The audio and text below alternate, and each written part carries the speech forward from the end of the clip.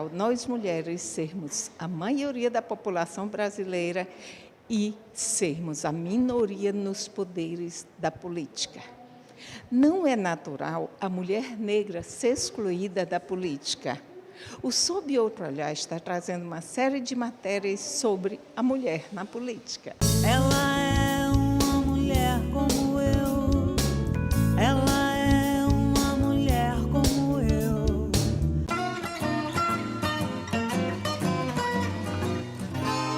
Você é professora do curso de Ciência Política da UFP e coordenadora do DOXA, que é um grupo de estudo que criou um aplicativo sobre eleições de mulheres.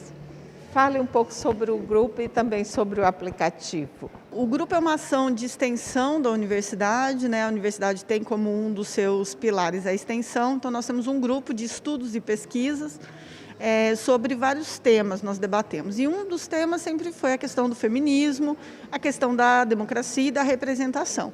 Então, a partir dos nossos vários debates lá com os discentes, nós temos um grupo bastante sólido já há alguns anos, um conjunto de discentes, o discente Mário Dias e a discente Rayane Silva, pensaram na importância de ter um aplicativo em que a gente conseguisse agregar as informações das mulheres que estivessem candidata nas eleições municipais em 2020. Inicialmente o aplicativo ele compilou informações sobre as eleições de Teresina e de Timon.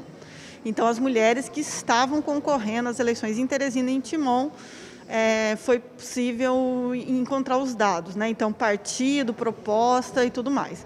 Para esse ano de 2022, o nosso intuito, tão logo as candidaturas estejam todas regularizadas no Tribunal Superior Eleitoral, porque a gente precisa esperar esse período de regularização das candidaturas, nós pretendemos atualizar o aplicativo e, se tivermos condições, para todo o Brasil, das mulheres que estão concorrendo a cargos eletivos agora nas eleições de 2022. Qual a sua avaliação sobre as eleições municipais com base no aplicativo? Bom, a gente teve algumas questões bastante importantes, né? Tivemos muito acesso e várias pessoas baixaram o aplicativo para ter informações sobre as mulheres que estavam candidatas naquele momento. Nós temos uma dificuldade quando a gente pensa nas candidaturas das mulheres, que é o fato de que as mulheres têm mais dificuldade de se colocar no público, né, de se apresentar à sociedade como candidatas. Então, o aplicativo ele contribui nesse processo. Bárbara, em nenhum dos poderes, nem legislativo, nem executivo, nem judiciário, as mulheres têm representatividade. As mulheres são a minoria nesses poderes. Fale da importância dessa representação. A gente tem uma representatividade muito baixa, como você bem disse agora, né? No caso, por exemplo, das eleições municipais de 2020, nós tivemos, por exemplo, um número muito reduzido, né, de representação, chegamos a alguns percentuais de 16%, mas, por exemplo, no caso das mulheres negras que obtiveram êxito eleitoral em 2020, nas eleições municipais, nós não chegamos nem a 1%.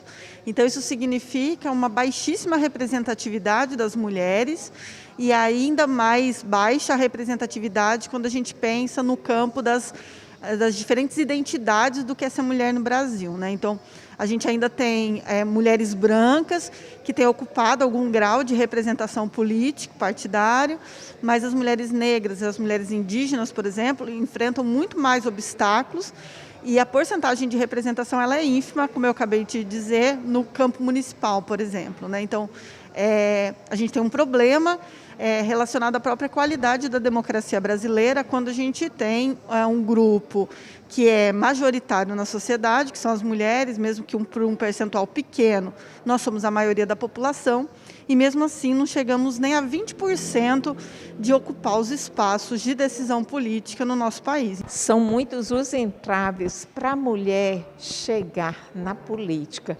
É importante que você fale quais são os obstáculos para as mulheres que estão em casa perceberem que não é uma situação natural. Olha, uma pergunta muito pertinente.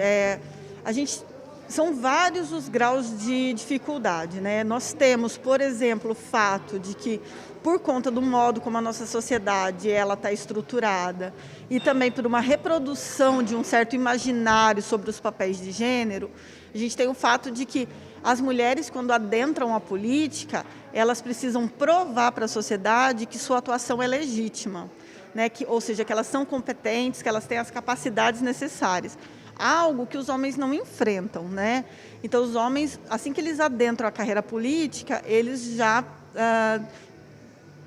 carregam o aval social de que eles são competentes para aquilo, ou que aquele espaço é o seu lugar. As mulheres têm que construir essa legitimidade. Esse é um obstáculo muito difícil, né? Então, por exemplo, socialmente as pessoas sempre têm uma certa aversão às mulheres na política, porque parte do pressuposto que elas não teriam as competências ou o tempo disponível para exercer aquele cargo, né? Então, esse é um primeiro preconceito, uma primeira dificuldade.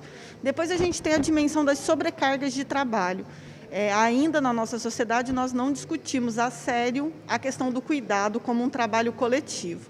Então, a questão do cuidado, crianças, casa, ainda é muito fortemente reproduzida a ideia de que são as mulheres responsáveis. E isso também é um grande dificultador da vida das mulheres. Então, é preciso avançar nesse debate, entendendo que o cuidado é um trabalho coletivo de toda a sociedade e não das mulheres. O que é a violência política de gênero? Esse é um tema muito atual, né? Depois do caso da vereadora Isa Pena, a gente teve uma explosão desse debate na mídia. Em agosto de 2021, nós tivemos a promulgação da Lei 14.192, que define metas para combater esse tipo de violência. A violência política de gênero é todo o tratamento violento que as mulheres, em exercício do poder político, seja municipal, estadual ou federal, passam por conta de sua condição de gênero e por sua condição de exercer um cargo político.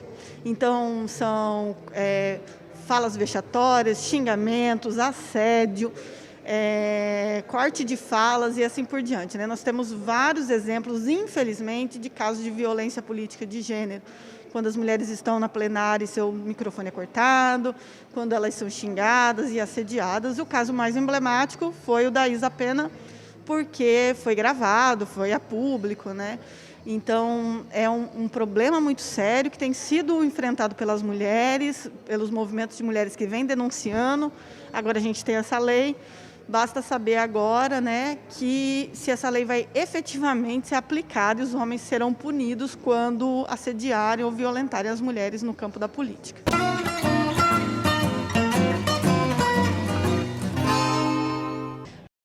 A violência política que atinge as mulheres, ela é feita de agressão, ela é feita de assédio, ela é feita dos estereótipos que acabam afirmando cotidianamente que as mulheres não pertencem ao espaço político. Em uma palavra, é todo tipo de violência que procura manter as mulheres do lado de fora da política. É importante que a gente compreenda que a violência tem sido um fator para se manter a política como um espaço masculino, um espaço de homens. Precisamos discutir violência porque precisamos proteger as nossas candidatas, as nossas mulheres na política e porque é preciso que os partidos e o Estado brasileiro assumam a sua responsabilidade por garantir que mulheres que se engajam na política tenham a sua integridade física, a sua integridade psíquica protegida.